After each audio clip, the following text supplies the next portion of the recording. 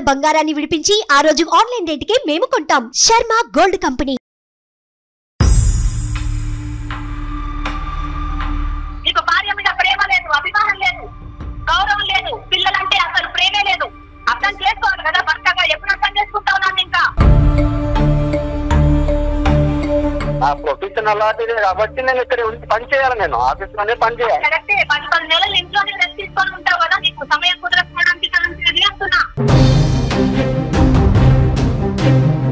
ఎన్ని సంవత్సరాల నుంచి ఎందుకు మాట్లాడలేదు మరి? నాకంటూ ఒక ఇండిపెండెన్స్ లేక, నాకంటూ ఒక సంపాదన లేక, నాకంటూ ఒక విలువైన పరిస్థితులు లేక ఆయన చేతుల్లో నేను ఎంత నలిగిపోయి ఉంటాను. భర్త ఎక్కడ ఉంటాడో భార్య ఎక్కడ ఉండడం తన ధర్మం మేడం. మీ కెరీర్ మీకు ఎంత ఇంపార్టెంటో ఆ అమ్మాయికి కూడా అంతే ఇంపార్టెంట్. ఆయన 2 నెలల్లో పిల్లల్ని చూడకుండా ఎలా ఉన్నారండి? ఫోన్లు చేయటం ఏంటి? పక్కనున్న ఊరు ఎంత దూరం అండి?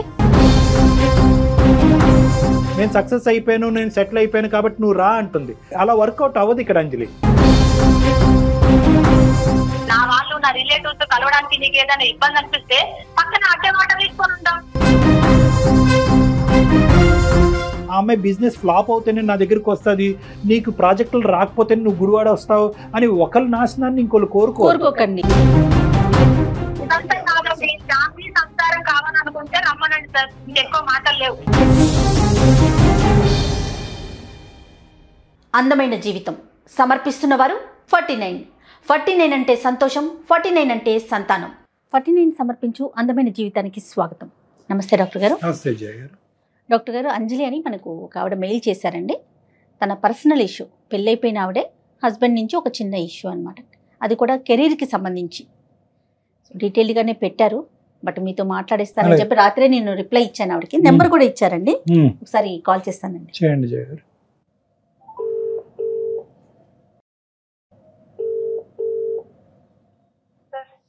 హలో.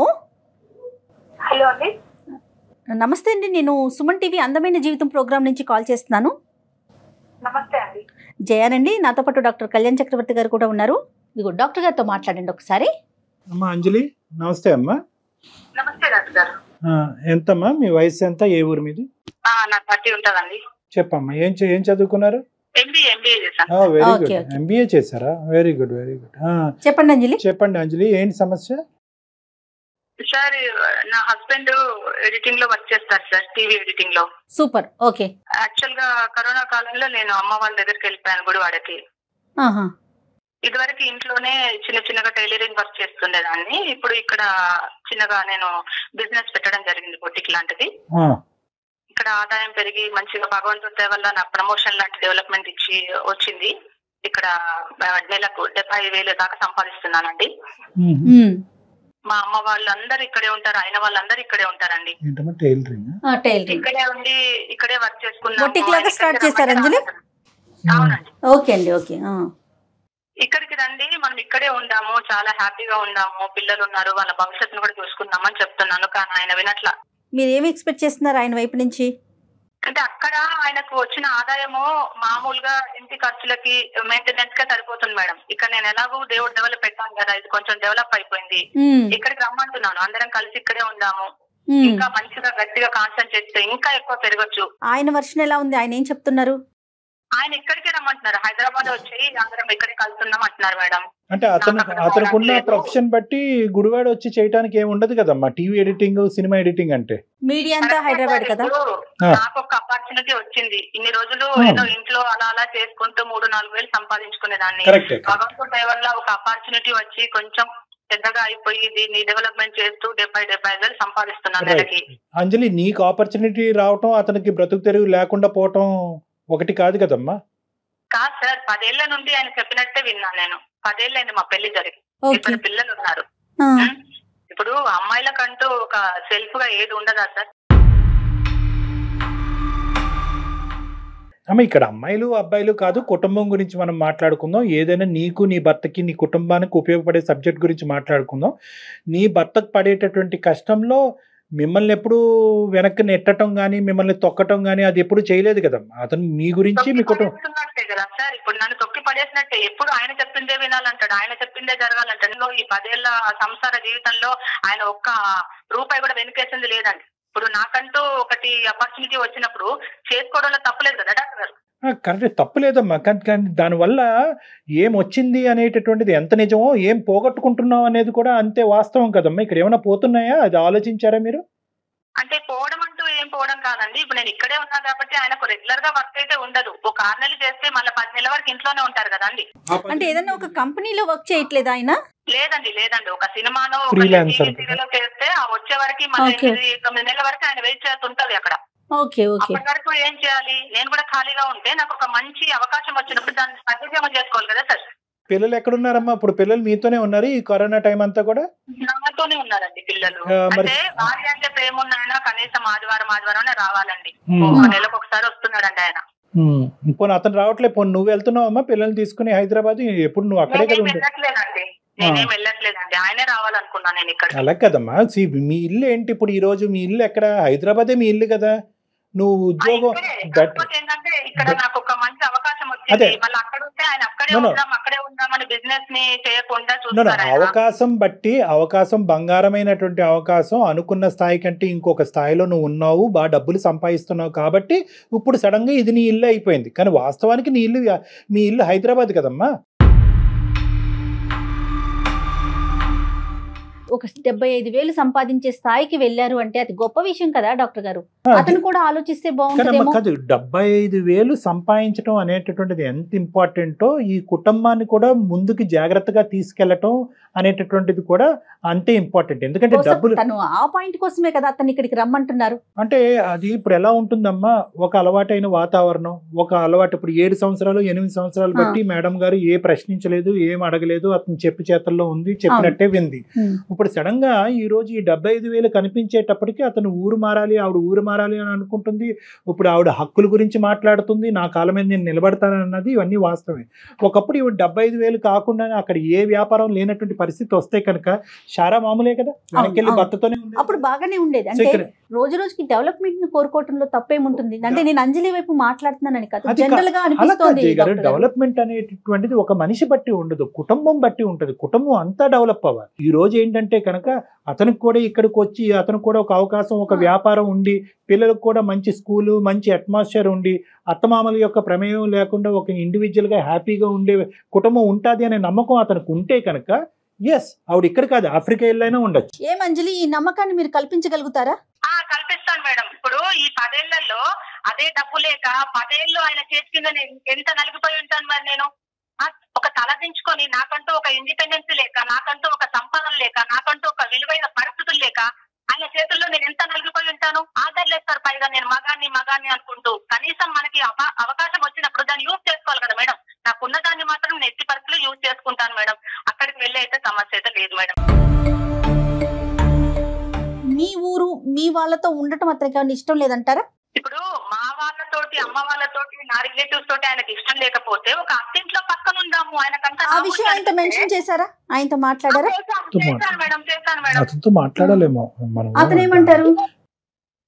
అది కూడా వద్దంటారు మేడం. ఆయన ఉన్నా లేకుండా ఇక్కడే ఉందాం, హైదరాబాద్ లోనే ఉందాం. మేము ఇన్ని రోజులు ఈ 10 ఏళ్లలో 1 రూపాయి వెనకేసి వచ్చింది కూడా ఏం లేదు మేడం. అదేలేదు సంపాదించి పెట్టారంటే అది లేదు. ఆయన ఏ ఊరండి అసలు ప్రాపరు? హైదరాబాద్ మేడం. ఇక్కడే పుట్టి పెరిగిన మనిషి. నీకు హైదరాబాద్ నచ్చదమ్మా? హైదరాబాద్ నచ్చకపోవడం కాదు సార్, నాకంటూ ఒక ఆడపిల్లగా ఒక ఎదుగుదల ఉన్నప్పుడు దాన్ని మనం ఎందుకు ఇక్కడే, అంటే నాకు తెలిసినంత వరకు ఇక్కడే అవకాశాలు ఎక్కువ కదమ్మా, నీకు అక్కడ అవకాశం దొరకడం. ఇప్పుడు హైదరాబాద్ లో ఉన్నంత మాత్రం ఇక్కడ రావాలని లేదు కదా. ఒక అవకాశం వచ్చింది, దాన్ని యూజ్ చేసుకున్నా. ఇప్పుడు కాదు అంజలి, మీ అవకాశం దేనికి? మీ కుటుంబానికి సంబంధించే కదా, మీరు, మీ భర్త, మీ పిల్లలు, అవునా? కుటుంబానికి సంబంధించి కదా. ఒక్క నిమిషం, కొంచెం కూల్ గా వినండి అమ్మా. అంజలి, కుటుంబానికి కదా మీరు, ఇప్పుడు మీరు సంపాదించినా, మీ హస్బెండ్ సంపాదించినా, టోటల్ గా మీ కుటుంబానికి. ఈ అవకాశాన్ని ఇక్కడ హైదరాబాద్ లో వెతుక్కునే ప్రయత్నం మీ వైపు నుంచి చేయండి ఒక్కసారి. ఇక్కడ కూడా బోల్డ్ అవకాశాలు. అంటే అతను చేయనిచ్చాడమ్మా ఎంతకాలం నీ కాలం మీద నిలబడటానికి ప్రోత్సహించాడు? ఎంకరేజ్మెంట్ అయితే దీనిలో అయితే ఏం లేదు సార్ నాకు తెలిసి. అంటే మంచిగా చూసుకోవడము, మంచిగా ఉండడం అది వేరు. ఈ విషయంలో ఒక ఆడపిల్ల జాబ్ చేస్తే, బిజినెస్ చేస్తే ఇట్లా అనేది, కనీసం భోజనం పెట్టుకుంటే సొంతంగా వచ్చి ఆయన భోజనం కూడా పెట్టుకోరు, నేనే పెట్టాలని చూస్తారు.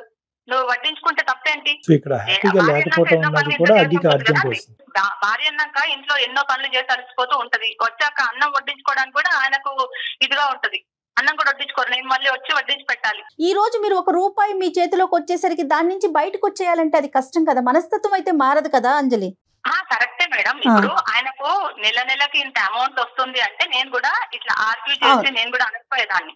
ఎందుకంటే ఆయనకు కూడా ఆదాయం ఏం లేదు. ఒక 10 నెలలు ఒక మూవీయో ఒక టీవీ సీరియల్ చేసి ఎడిటింగ్ చేసుకున్న తర్వాత మాది 10 నెలల వరకు గ్యాప్ ఉంటుంది కదా మేడం ఆయనకి. ఫైనాన్షియల్ ఆస్పెక్ట్ లో ఉమెన్ ఎంపవర్మెంట్ కి సంబంధించిన అంశంలో నీ కాళ్ళ మీద నువ్వు నిలబడి ఒక ఉద్యోగం చేసుకోవటంలో ఒక పోస్ట్ గ్రాడ్యుయేషన్ చేసినటువంటి ఒక వ్యక్తిగా నువ్వు ఇంతకాలం ఖాళీగా ఉండి ఇప్పుడు నీ ద్వారాలు తెరుచుకున్నాయి కాబట్టి నువ్వు ఒక కొత్త ప్రపంచాన్ని చూడాలి అని అనుకోవటంలో మాకెవ్వరికి కూడా ఎటువంటి సంకోచం లేదమ్మా. కానీ మాకేంటంటే ఇన్ని రోజులు బట్టి అతని మీద నేను డిపెండ్ అయ్యాను, అతను నా మీద డిపెండ్ అయ్యాడు, అతను నా మీద డిపెండ్ అయ్యాడు అనే మాట ఎప్పుడైనా కూడా నువ్వు బయటకు మాట్లాడావా? ఏమండి నేను పోస్ట్ గ్రాడ్యుయేటు, నేను ఉద్యోగం చేసుకుంటాను, నాకు ఈ అవకాశం ఉంటే కనుక అది నేను తీసుకోవటానికి నేను రెడీగా ఉంటాను, నన్ను ప్రోత్సహించండి అని చెప్పి మనసులో ఉండే భావాన్ని మీరు ఎప్పుడైనా చెప్పారా? ఒకప్పుడు అలా చెప్పేటటువంటి ప్రయత్నం చేస్తే అతను తొక్కేసేడా మిమ్మల్ని? ఏం జరిగింది ఇక్కడ? కాదు సార్, ఇప్పుడు నేను మామూలుగా ఒక ఉద్యోగం రావాలి ఒక చేయాలి అనుకోకుండా ఇంట్లోనే నేను చిన్నగా టైలరింగ్ చేస్తూ ఉండేదాన్ని. అప్పుడు నాకు 3-4 వేల అంతవరకు వచ్చేది. ఇప్పుడు భగవంతుడి దయ వల్ల కొంచెం ఎక్కువ వస్తుంది. ఇంకా కాన్సన్ట్రేట్ చేస్తే ఇంకా పిల్లలు అందరం ఒక దగ్గర కలిసి కాన్సన్ట్రేట్ చేసి ఇక్కడే ఉంటే గనక ఇంకా 3-4 లక్షల వరకు వస్తుంది సార్. కదమ్మా, ఇక్కడ హైదరాబాద్ లో ఉండి మీ హస్బెండ్ యొక్క ప్రోత్సాహకరమైన వాతావరణంలో నువ్వు చేయటానికి ఏమైంది ఇంతకాలం? Why couldn't you grow here? నేను ఇక్కడేదో చిన్నగా దొరికింది, నాకు చిన్నగా పెట్టేసుకున్నాను.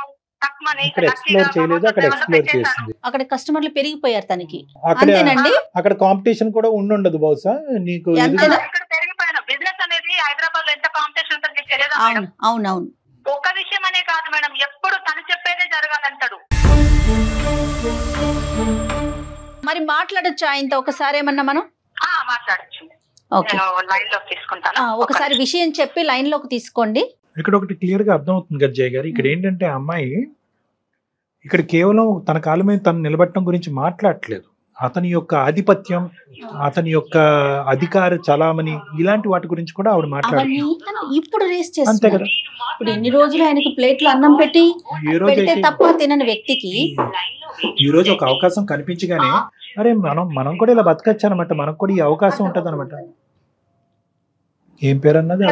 అంజలి అండి. మాట్లాడండి. నమస్తే అండి, మేము అందమైన జీవితం ప్రోగ్రామ్ నుంచి మాట్లాడుతున్నామండి. నేను జయ అండ్ డాక్టర్ కళ్యాణ్ చక్రవర్తి గారు కూడా నాతో పాటు ఉన్నారు. నమస్తే అండి. నమస్తే. ఎక్కడండి, ఏం సినిమాలు చేస్తున్నారు? పెద్ద పెద్ద ప్రాజెక్టులు చేశారంట మీరు, మీ వైఫ్ చెప్తా ఉన్నారు. మేడం ప్రాజెక్టులు ఇప్పుడిప్పుడే వస్తున్నాయండి. Okay okay. అంటే తను మీకు ఏం చెప్పిందో ఏమో తెలియదండి నాకైతే. అదే మీ ఇద్దరి మధ్య నడుస్తున్న ఇష్యూ ఏనండి. అదే మీకు తెలిసిన విషయమే, కొత్త విషయం అయితే ఏం కాదు. సేమ్ మీ ఇద్దరి మధ్య ఏదైతే ఇష్యూ రన్ అవుతుందో దాని గురించే మాట్లాడుతున్నారు ఆవిడ. ఉద్యోగరీత్యా ఇద్దరు ఎదిగారు, ఒక మెట్టు ఎదిగారు, కానీ కుటుంబ పరంగా ఇద్దరు దూరం అయ్యారు అన్నట్టు మాకు అనిపిస్తుంది. ఊర్లు దూరమైనాయి, మనుషులు దూరమైనాయి, మనస్తత్వాలు దూరమైనాయి, ఆర్గ్యుమెంట్స్ పెరిగినాయి. కాదు సార్, ఇది నా గోల్ అన్నమాట, ఇది నా కెరీర్. నేను రాత్రి రోజులు కష్టపడి విగ్రహాలు మానేసి అన్ని మానేసి నేను ఈ స్థాయికి ఎదిగినాను అన్నమాట. ఇప్పుడున్న జనరేషన్ కి, ఇప్పుడున్న టాస్క్ కి, ఇప్పుడున్న వాటికి ఈ స్థాయికి రావడం అంటే మామూలు విషయం కాదు. ఒక టీవీ ఎడిటింగ్ నుంచి సినిమా ఎడిటింగ్ వరకు రావడం అని అంటే మామూలు విషయం కాదు. ఇప్పుడు ఇదే ఎడిటింగ్ పైన మిమ్మల్ని ఇన్ని సంవత్సరాలు పోషించాను. ఇప్పుడు సడన్ గా అక్కడికి వెళ్ళిపోయిన తర్వాత మంచిగా నువ్వు క్లిక్ అయిపోయావు, సంపాదించుకుంటున్నావు. ఓకే, సంపాదించుకుంటున్నావు, అంతా వదిలేసి వచ్చేసి ఇక్కడికి వచ్చేసి మా దగ్గరే ఉండాలని. అలా కదండి. ఇప్పుడు మీరు నిద్రాహారాలు మానేసి నేను ఎదిగానని మీరు అంటున్నారు. ఆవిడ కూడా నిద్రాహారాలు మానేసి తన జీవితంలో ఒక పోస్ట్ గ్రాడ్యుయేట్ కాబట్టి తనకు కూడా ఎదగాలి అని అనుకుంటుంది. మీ ఎదుగుదలతో పాటు ఆవిడ ఎదుగుదల గురించి ఇంతకాలం మీరు ఏం ప్రయత్నం చేశారు?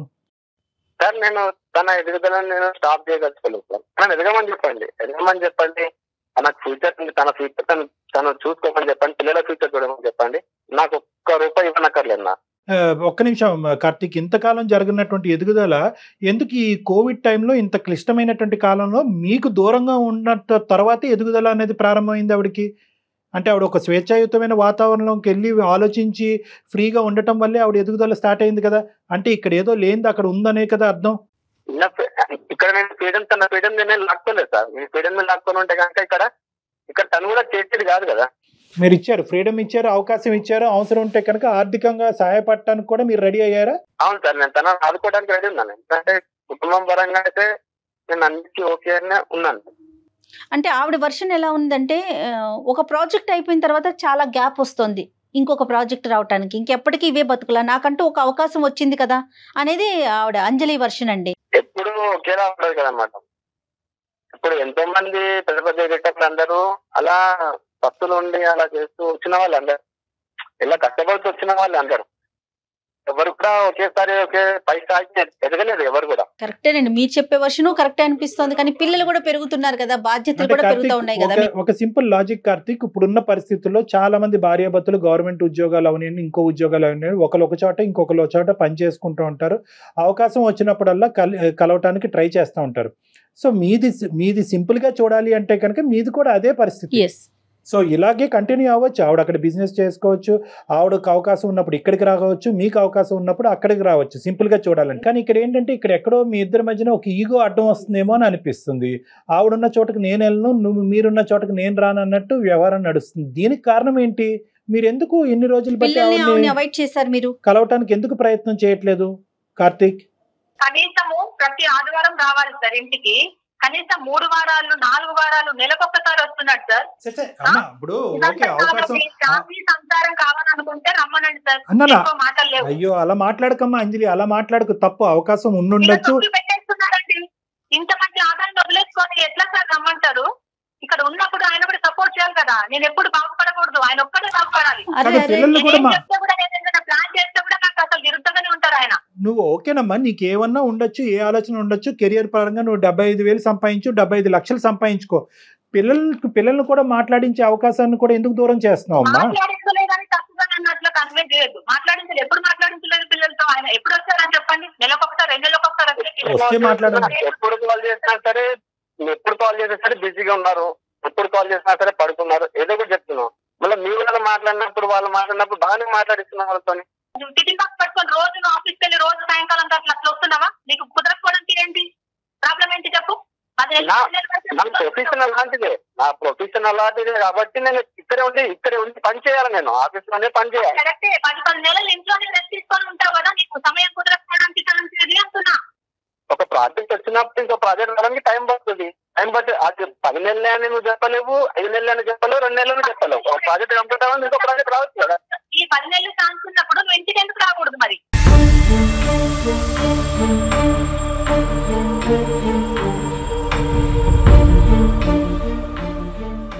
నిన్ను ప్రోత్సహించడానికి అతనికి ఎటువంటి సంకోచం లేదు, ఆ విధంగా అడ్డుపడినటువంటి పరిస్థితి కూడా లేదు అని అతను అంటున్నాడు. కానీ నువ్వు సడన్ గా ఈ నడిపేటటువంటి ఈ బస్సుని, ఈ పడవని సడన్ గా యూటర్న్ తిప్పి ఏదో ఊర్లోకి వెళ్ళి నువ్వు అక్కడ ఉద్యోగం చేసుకుంటూ ఇక్కడి నుంచి మళ్ళీ జీవితాన్ని ప్రారంభించడం అనేటటువంటిది అది లేదమ్మా. నీకు అవకాశం వచ్చింది కాబట్టి నువ్వు అక్కడికి వెళ్ళి ఉన్నావు.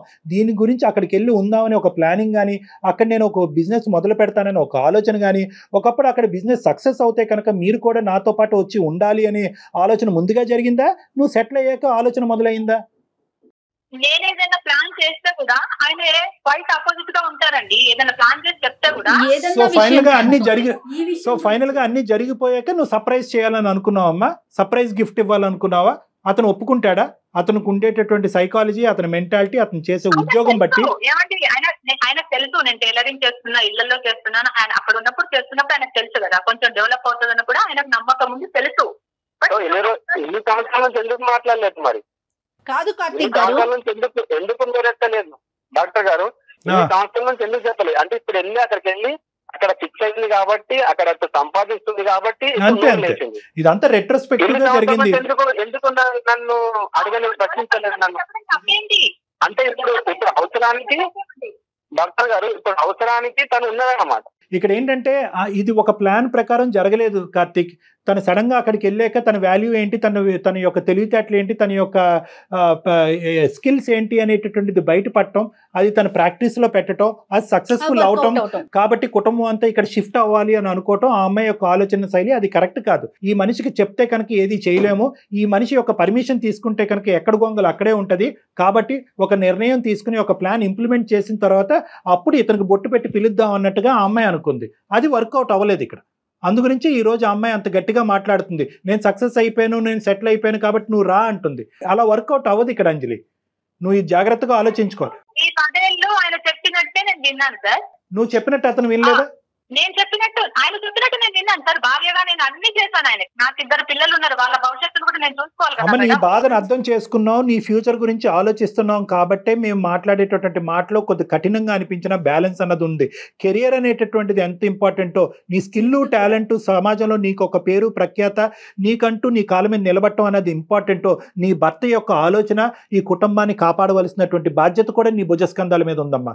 నేనేమంటానంటే, ఏది ఇల్లు అంటే కనుక మీ హైదరాబాద్లో మీరు ఇప్పటి వరకు కాపురం చేసిన 6-7 సంవత్సరాల పాటు 10 సంవత్సరాల పాటు కాపురం చేసింది మీ ఇల్లు.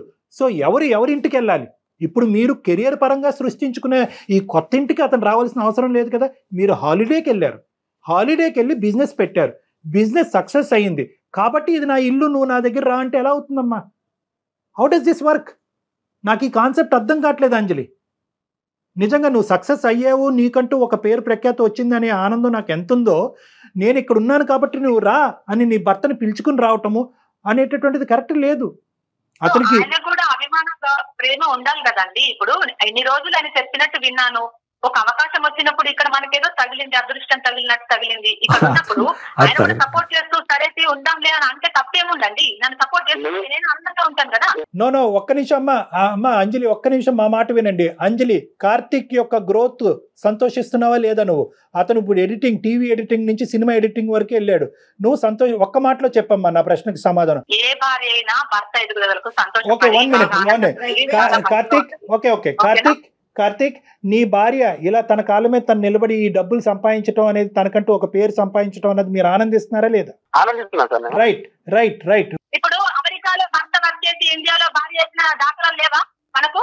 ఉన్నాయి కానీ ప్రతి దాని వెనకతల ఉన్నాయి కానీ ప్రతి దాని వెనకట్ల ప్లానింగ్ ఉంటుంది, ప్రతి దానికి వెనకట్ల ప్లానింగ్ ఉంటుంది, ప్రతి దాని వెనకట్ల ఆలోచన ఉంటుంది, ప్రతి దాని వెనకట్ల అంగీకారం ఉంటుంది. మీకు ప్లానింగ్ లేదు, ఆలోచన లేదు, భార్యాభర్తల మధ్యన అంగీకారం లేదు. నేను ఇక్కడ ఎదుగుతున్నాను, నువ్వు రా అంటే ఎక్కడ వస్తాడమ్మా?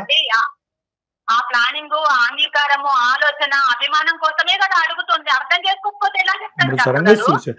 చేసుకోవాలి కదా భర్తగా. ఎప్పుడు అర్థం చేసుకుంటావు నన్ను? ఇంకా నీకు భార్య మీద ప్రేమ లేదు, అభిమానం లేదు, గౌరవం లేదు, పిల్లలంటే అసలు ప్రేమే లేదు. అంజలి గారు చెప్పండి. ఒక్క నిమిషం అండి. కార్తీక్, మీ ఎదుగుదల మీకు ఎంత ఇంపార్టెంటో తన ఎదుగుదల తనకి కూడా అంతే ఇంపార్టెంట్ అండి. ఒక మనిషిగా చూడండి, మీ భార్యగా కాదు. మీరు మీ ఎదుగుదల, మీ కెరీర్ మీకు ఎంత ఇంపార్టెంటో ఆ అమ్మాయికి కూడా అంతే ఇంపార్టెంట్. అసలు మధ్య మార్గంగా మీ ఇద్దరు ఎందుకు ఆలోచించట్లేదు? ఆయన 2 నెలల్లో పిల్లల్ని చూడకుండా ఎలా ఉన్నారండి? ఫోన్లు చేయటం ఏంటి? పక్కనున్న ఊరు ఎంత దూరం అండి? అదేమంటే ఆవిడ మాట్లాడించలేదు అంటున్నారు. మీ వైపు మీరు చేసేవి మీరు చేసుకుంటూ వెళ్ళారు కార్తీక్ గారు. ఒకప్పుడు ఆవిడ ఇక్కడికి వస్తే కనుక అదే స్థాయి ఉద్యోగం, అదే శాలరీ సంపాదించేటటువంటి ప్లాట్ఫామ్ మీరు క్రియేట్ చేయగలరా అమ్మాయికి? మీరు హైదరాబాద్ రా అంటున్నారు. ఇప్పుడు ఉన్న పలంగా నాకు అక్కడ ఏమైనా దొరకపోతే ఉన్నదాన్ని వదిలేసుకొని ఎలా వస్తారు? ఏ పరిస్థితి లేక నీ చేతుల్లో నలిగిపోయాను.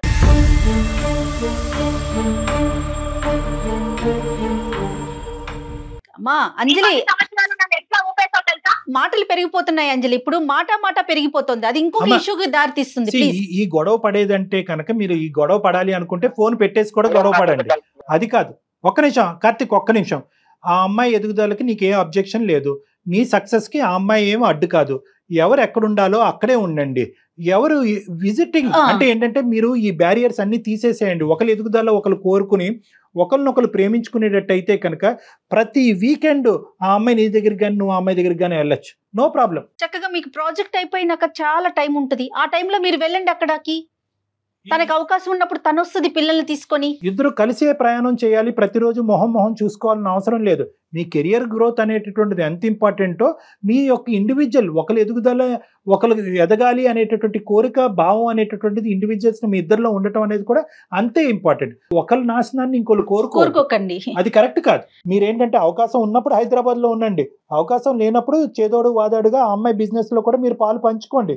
అక్కడికి వెళ్ళండి, అక్కడికి వెళ్ళి మీ సలహాలు మీ ఐడియాస్ ఇవ్వండి, ఆ బిజినెస్ ఎక్స్పాండ్ చేసేటటువంటి ప్రయత్నం చేయండి.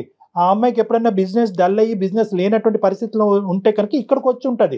ఇక్కడ హైదరాబాద్ లో ఒక బ్రాంచ్ ఓపెన్ చేస్తుంది ఆ అమ్మాయి. అక్కడే ఉండిపోవాలో లేకపోతే ఇక్కడే ఉండిపోవాలో అలాంటి రూల్స్ ఏం లేవు కదండి మనకి.